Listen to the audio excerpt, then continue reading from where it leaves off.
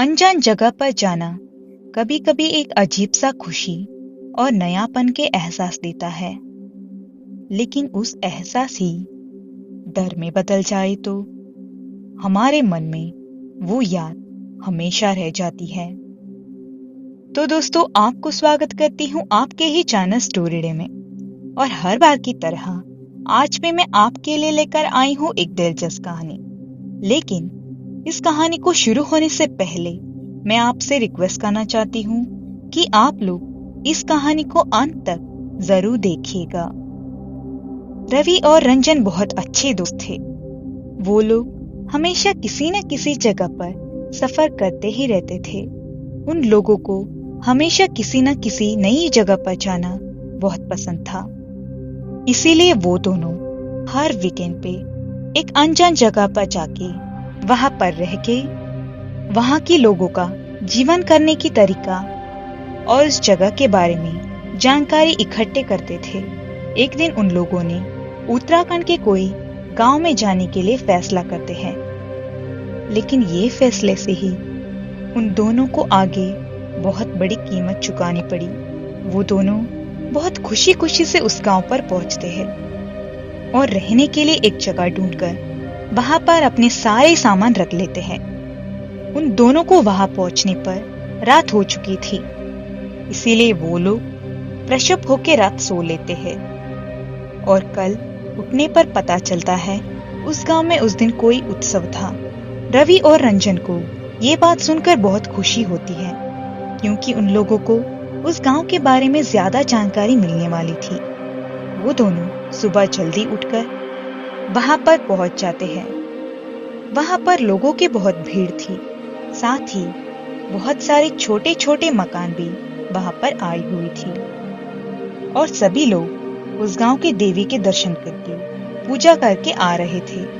गांव के कुछ लोगों से पता चलता है इस उत्सव के अगले दिन गांव में रहने वाले या दूसरी जगह से वहां पर आए हुए लोगों के घर में कोई मर चुका है तो, और साथ ही अगर उन मरे हुए लोगों के अंतिम इच्छा पूरी नहीं हुए हो तो वो अपने अपने घर में कोई भी सदस्य है उसके ऊपर आकर अपने इच्छा के बारे में कह सकते हैं। ये बात सुनकर उन दोनों को अजीब जरूर लगता है, लेकिन वो लोग इस बात को अंधविश्वास मानकर भूल जाते हैं। उत्सव खत्म होने के बाद रवि और रंजन अपने रूम में वापस आ जाते हैं और दिन भर की थकान के कारण उन दोनों को जल्दी ही नींद आ जाती है।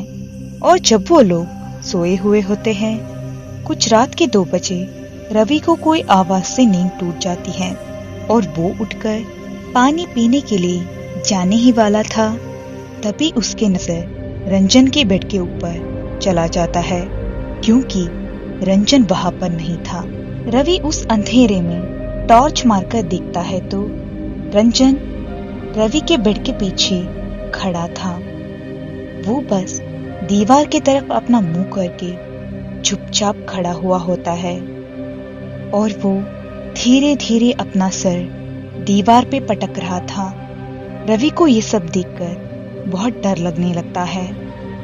वो रंजन को पुकारने लगता है, रंजन, हे रंजन, क्या कर रहे हो रंजन? और तभी ही रंजन धीरे धीरे उसके तरफ मुड़ता है। उसका चेहरा अब बहुत डरावना लग रहा था। वो रवि से कहता है, मुझे चिकन खाना है, अभी मुझे ला कर दो जल्दी से। रंजन डरावनी आवाज से चिल्लाता है। रवि बहुत डर चुका होता है।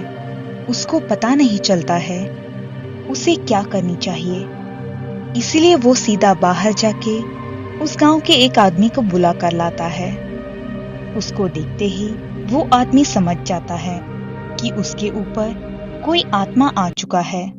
रवि रंजन को वही छोड़कर उस आदमी के साथ उसके घर चला जाता है और वो दोनों सुबह होने का इंतजार करते हैं। जैसे ही सुबह हो जाता है, वो दोनों रंजन को देखने के लिए रूम पर आ जाते हैं। रंजन वहां पर बेहोश पड़ा था और वो दोनों उसको उठाकर गांव के पंडित के पास लेकर जाते हैं और वहां पर जाकर पता चलता है रंजन के मरे हुए भाई ने उसके ऊपर आ गया था।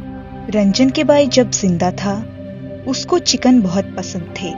वो जब खाना खाने के लिए बैठे हुए थे तभी उसके हार्ट अटैक से मौत हो गई थी।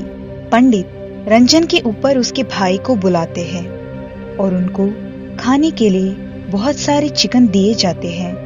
और वो जब सारा खाना खत्म करता है तो उसके ऊपर से उसके भाई अपने आप चले जाते हैं और पंडित उसके हाथ में एक ताबीज बांध देते हैं। उसके बाद कल जब रंजन पूरी तरह से ठीक हो जाता है वो दोनों उस गांव को छोड़कर वहां से चले जाते हैं और कभी भी वहां पर आने की हिम्मत नहीं करते हैं।